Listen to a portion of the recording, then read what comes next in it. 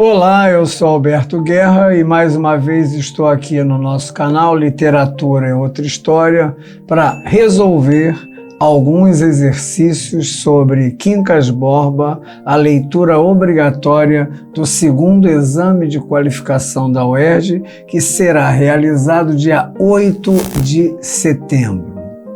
Vamos começar pensando da seguinte maneira, no seguinte trecho, no seguinte capítulo que está na tela.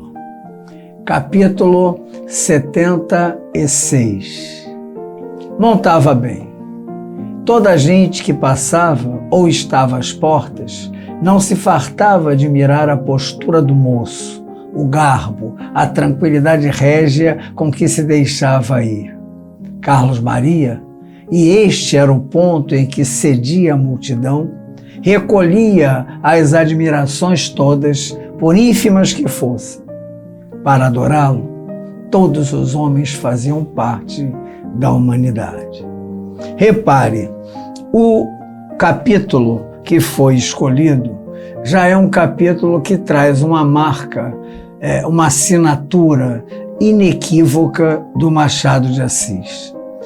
É um capítulo que registra, a partir do Carlos Maria, uma relação que existe no Brasil, de que falava demais o Machado de Assis e que deu eco a essa fala o grande escritor Ariano Suassuna.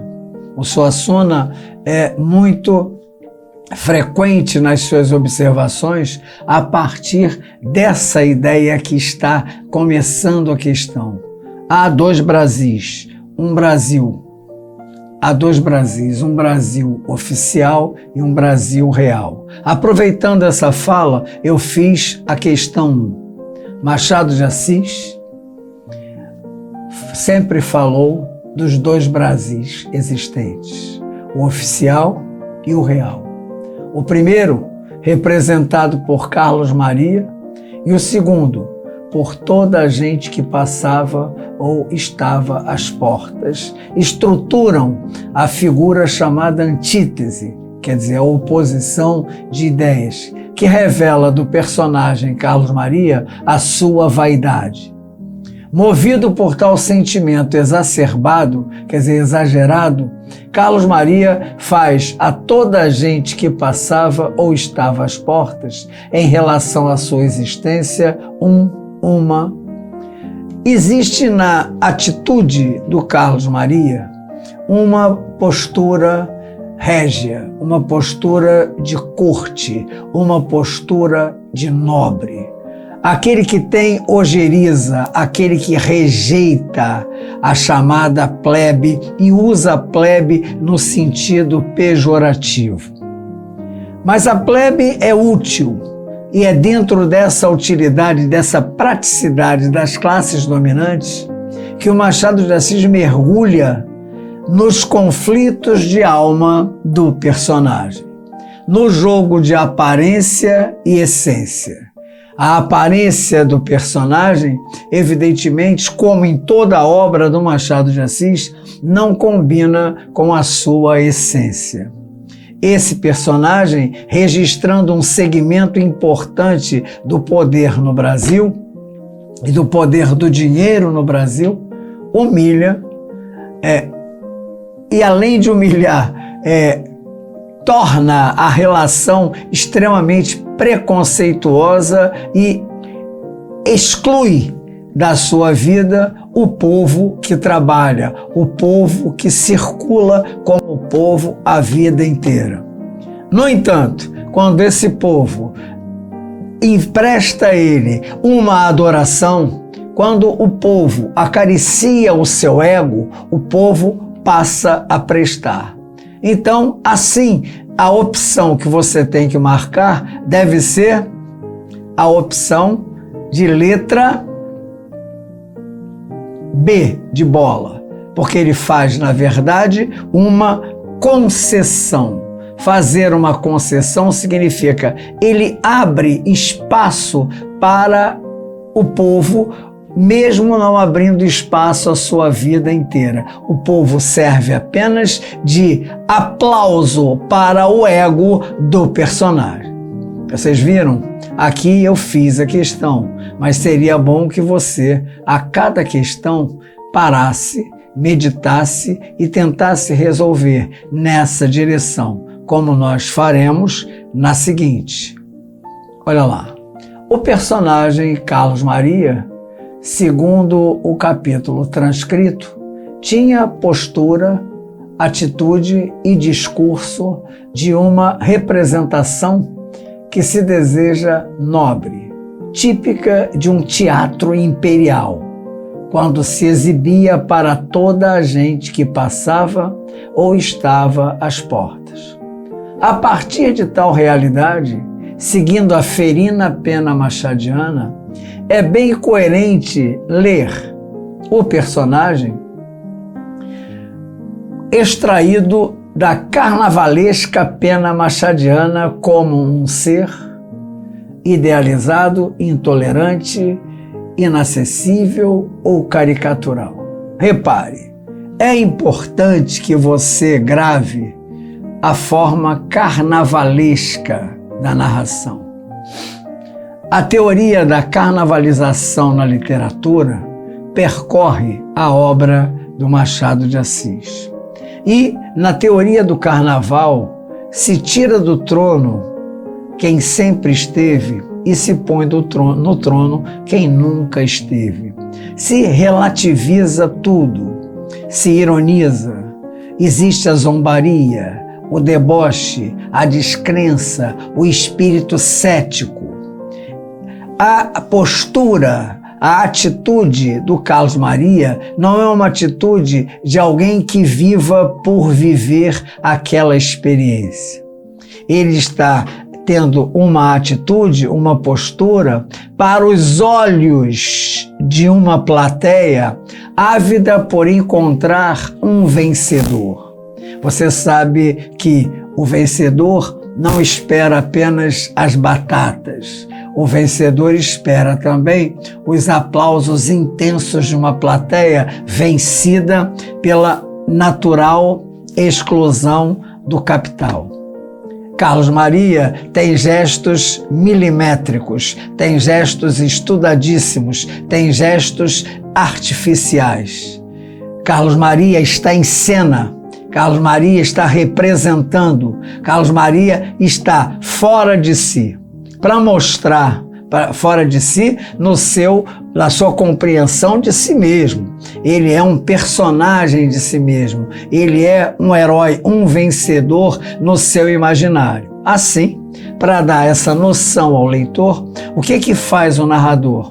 Amplifica, exagera, deforma, aumenta, cria uma atitude de descrição de suas cenas com um viés caricatural, como foi a resposta dessa questão. Dando continuidade à nossa resolução de exercícios, a questão número 3 também é bem emblemática e vai fechando uma visão especial sobre o personagem e uma atitude estilística do narrador que representa a voz, muitas vezes, do autor. Vamos ler.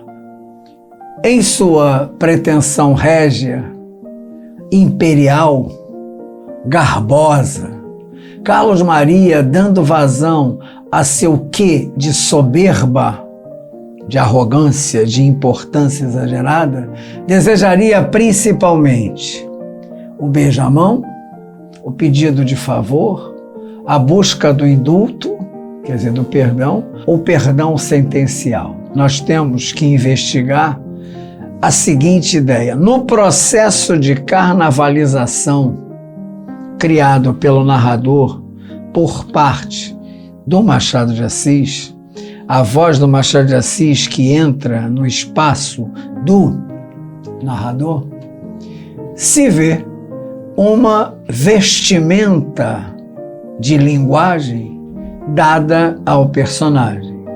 Machado de Assis empresta ao personagem as roupas da corte, as roupas do palácio, as roupas da nobreza. Como um rei, como um príncipe, como um imperador, como alguém absolutista, como um monarca, o Carlos Maria, por uma questão de coerência, já que buscava o aplauso, já que buscava a afirmação, já que buscava o elogio fácil de uma plebe propensa a isso, desejaria evidentemente, e aí eu espero que você faça uma pausa para chegar à resposta, para estudar, para ser você o autor da leitura, ele esperaria o quê? Uma prática que o Império deixou no Brasil e que respinga até hoje na nossa relação mesmo republicana, que é o beija-mão.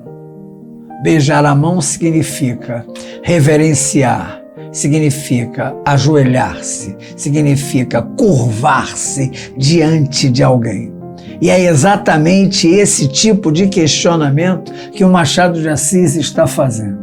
O Machado de Assis é brilhante nessa análise social, nessa análise que sai da alma do ser humano, os escondidos, o que é mínimo, o que é aparentemente indevassável, é exatamente o que ele busca.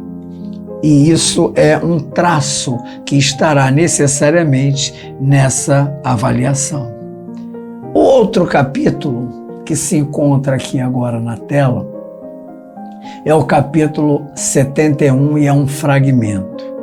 E esse fragmento mostra muito dos relacionamentos que se estabelecem no livro.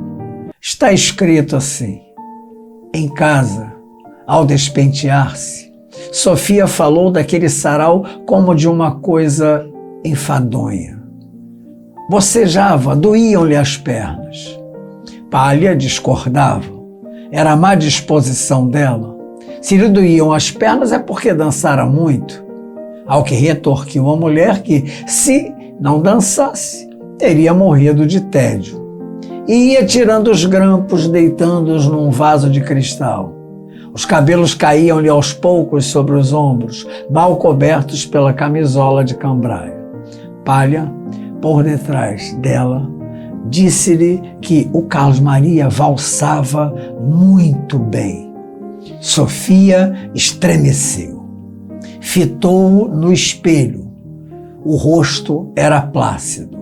Concordou que não valsava mal.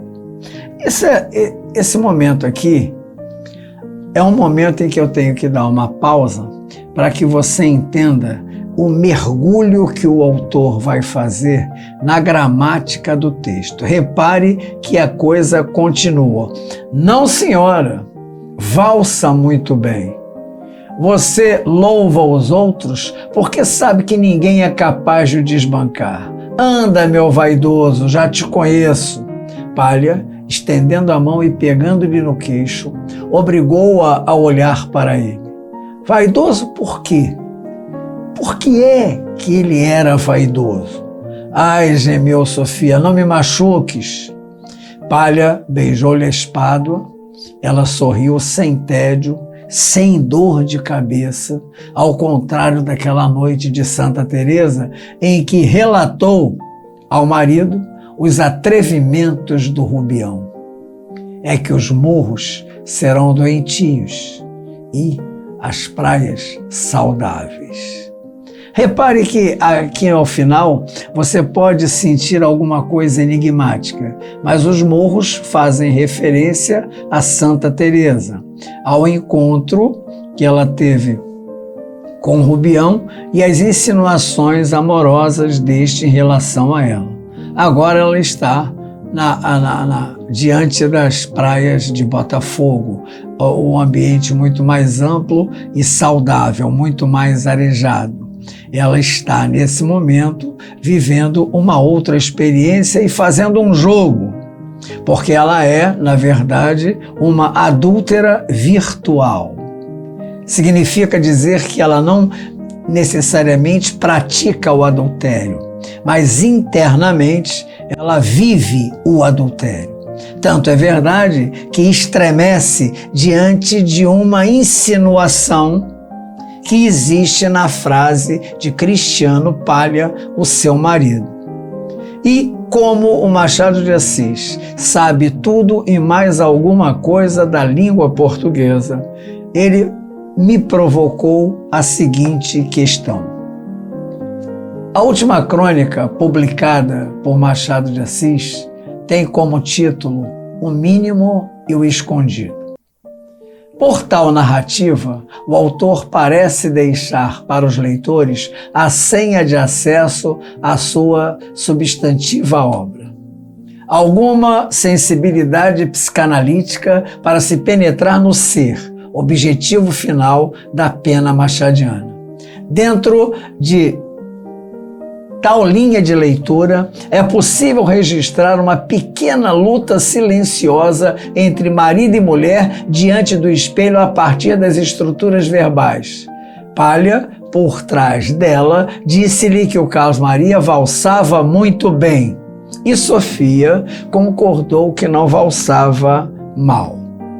Repare, aqui você tem uma insinuação importante, uma luta silenciosa importante. Existe uma instabilidade emocional na Sofia. Essa instabilidade emocional pode ser um elemento indicador de alguma vida interior que não poderia ser revelada. Palha, inteligente, calculista, ladino, esperto, ardiloso, cria uma possibilidade, lança sobre ela uma proposta. E isso me faz perguntar. Passagens em que há, na enunciação de Cristiano Palha, a reedição do ditado popular. Qual? Saiu esquisito esse enunciado, mas eu quero saber qual é a passagem que evidencia no discurso a intenção do Cristiano Palha.